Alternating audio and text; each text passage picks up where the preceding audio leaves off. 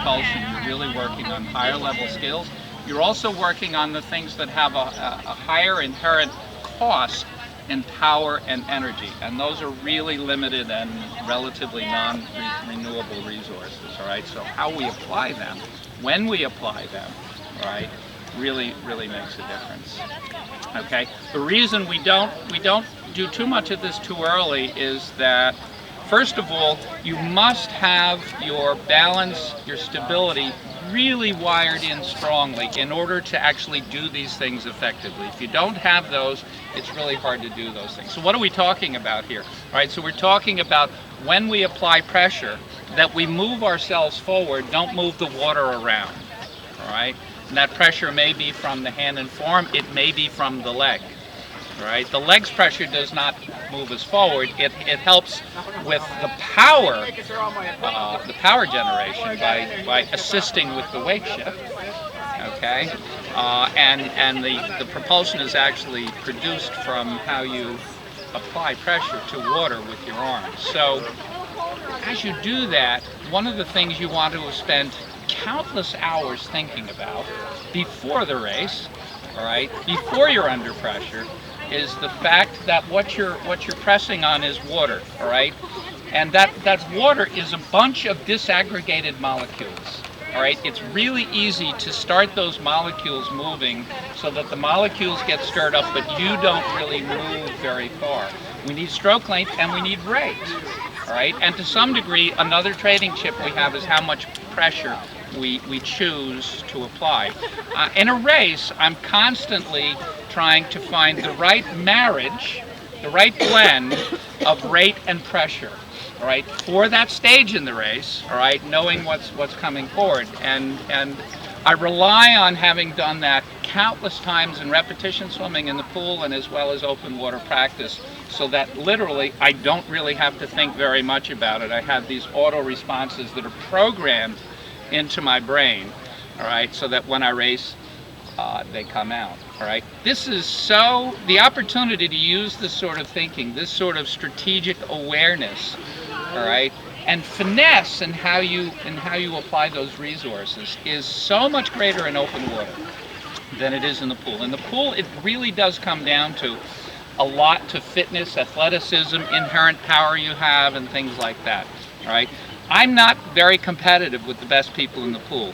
I'm very competitive with the best people in open water, and I can outswim people that are far faster than me in the pool because I love swimming open water, because it really appeals to me that, as Margie said, you can punch above your weight, all right, in open water, which is really hard to do in the pool. So what we're gonna do today, right, with the caveat that you need to still be working on your balance and stability over time, so that these things we do today work better and better and better, and especially work when you've raised your rate, when you started applying more pressure, when there's a lot of people around you and you're feeling under pressure.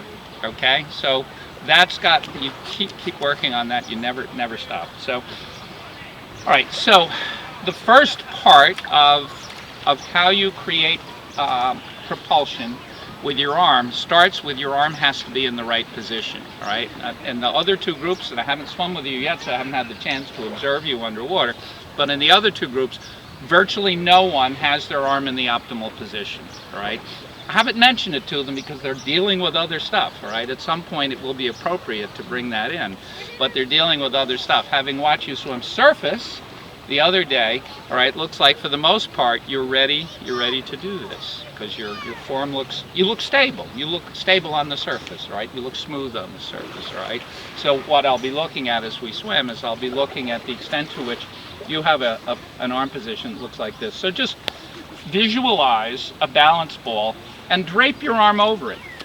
All right, as we start this exercise, we're going to be focused mostly on creating a sense of shape and volume under the arm. All right, the shape we want is one where the hand, it's really easy to get the hand position to apply pressure, so the resultant force is that way.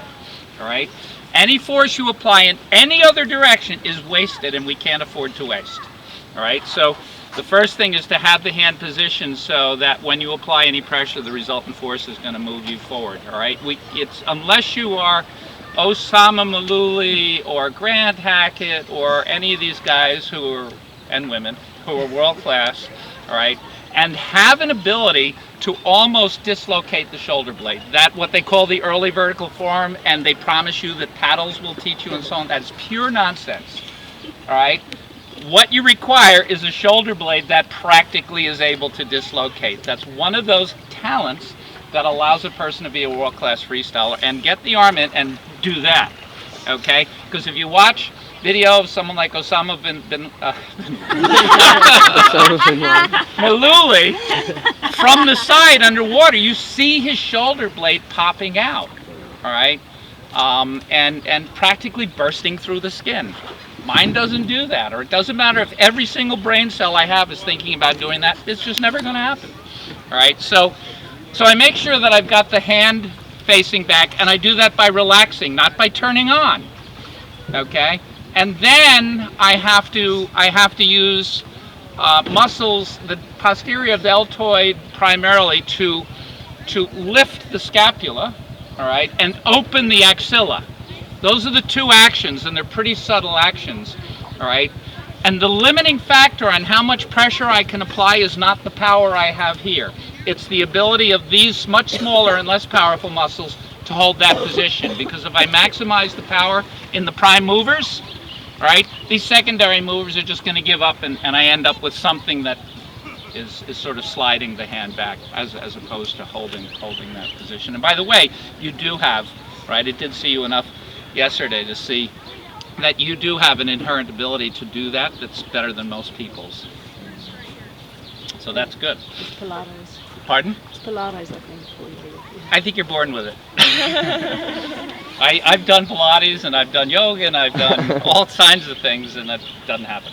All right? So in any case, you visualize. We're going to start out, we're going to go through a series of focal points. We'll do a couple of rehearsals and a series of focal points, all right? You're not going to learn this in the next 90 minutes, all right? What you're going to learn is the process that you can continue to make this better, all right? So the starting point is to visualize a balance ball and drape your arm over it. And I use that word drape very consciously to connote that it's relaxed. Where's the pole? Where am I visualizing? The ball is between... Oh, bowl. Yeah, a balance ball, a Swiss ball. Oh. A Swiss ball, all right? So you visualize, and as you do that, think about how large is that ball? Is it 55 centimeters, 65 centimeters, all right? And the space between my palm and my hip is what I'm conscious of. I'm thinking about the size of the ball that I've got there, okay? And then once having draped and defined the space, define the volume as best I can, all right? Now what I'm going to do is just, in my mind, just hold the ball. So there's light activation of the arm muscles, so I feel I'm lightly holding it against my hip. Okay? That's the feeling that you want to have as you begin applying pressure. All right?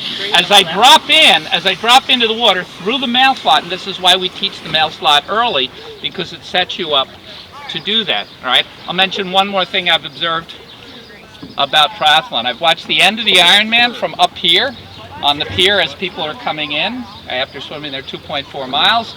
I've watched other races from the shore and seen people, moving through the latter stages of the race. And you can really observe things about what predominates in the early part of the pack, and the mid part of the pack, and the rear. And when I look at the first 10 to 20% of the field, I see a large percentage of people going in so that the hand precedes the forearm, precedes the elbow. And then as you go further back in the field, you see more of that on entry. The flat entry, elbow hitting. The further back in the field you go, the more it's the elbow hitting first, all right?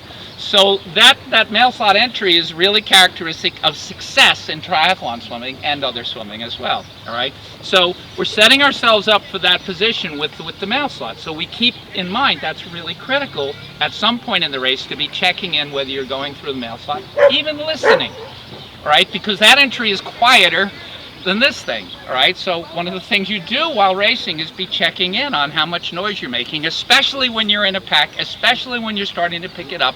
Am I staying quiet? Am I still going through the slot? Or am I, in my excitement and rate, am I starting to do this? Okay? So, now hold the ball. Just visualize holding the ball, all right? Now, lift the ball out of the water, lift the ball a few inches. Just visualize that you're holding the ball, you're still holding, lift it a few inches, all right? And then rotate your shoulder while still holding the ball and drop the ball behind your hip. Rotate your shoulder and drop the ball behind your hip. Now I'm going to do this several times. I'm going to lift the ball from behind my hip. I'm holding it back here. I'm going to leave my hand here, fingers at the bumper, okay? I'm going to lift the ball, carry it forward, and put it here against this part of my hip. Lift it, return it, drop it. Okay, this is a visualization we're going to start with. We're going to rethink our recovery, all right, from 3 thoughts: elbow circles, paint the line, ear hop, mail slot. 4 thoughts. From 3 or 4 thoughts, we're going to consolidate into 1 thought, which is, what's my optimal position to start the stroke, all right?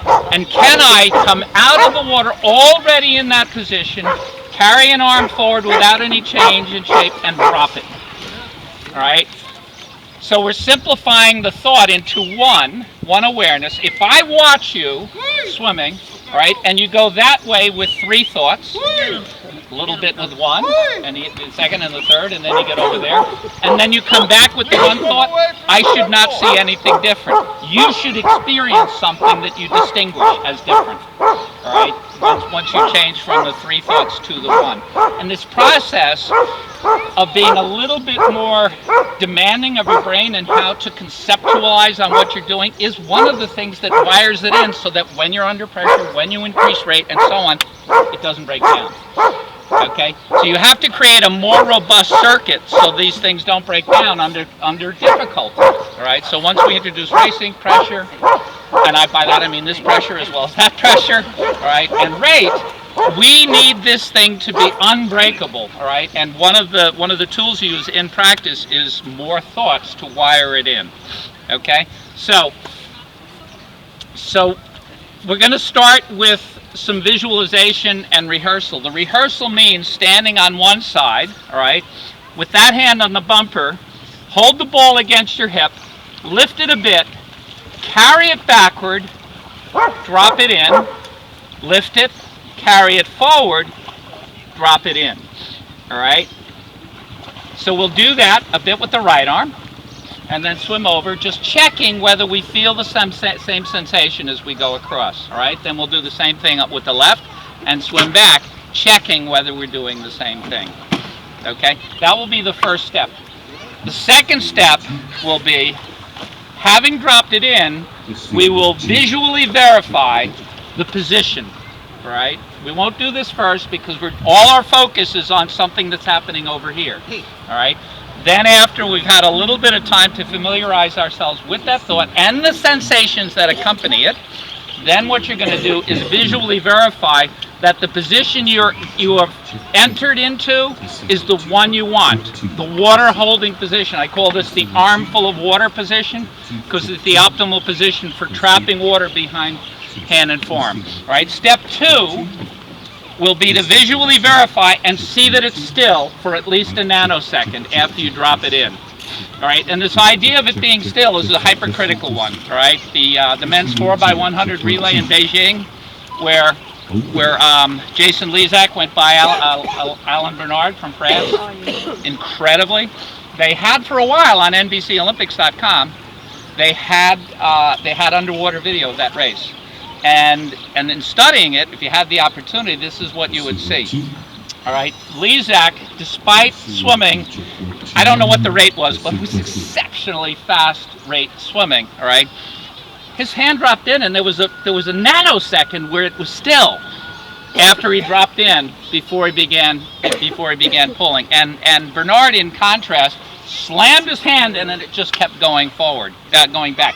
Bernard took 46 strokes on the second lap when the wheels came off. Lezak 34. 12 fewer strokes, and I went by him in the last 25 like he was standing still, right? Because Bernard was moving water. Lezak was moving his body, and it's that position and that moment that makes all the difference, okay? So that will be our second thing that will visually verify that we're in that position and it's still for a moment. We'll take some time on that, all right? And then finally, how we begin applying pressure after that is we're going to visualize this disaggregated ball of molecules, not just water, all right? What it really is, all right, is a ball of molecules, and as you press on it, you're going to do it with a sufficient patience and care that in your mind, you're keeping those molecules together to move your body forward, all right? When you do that, you should notice something that may have escaped your attention before, that water has density, that it has thickness, all right? And if you apply pressure in the right way, you can feel it return that pressure, all right? You want to feel that pressure so that it converts into forward movement, okay? I can't tell you how many dozens, if not hundreds of hours I've spent visualizing like that, and it makes huge difference. I can go 0.95, 0.90 rate and not feel any turbulence as I start the stroke. It makes all the difference. Okay?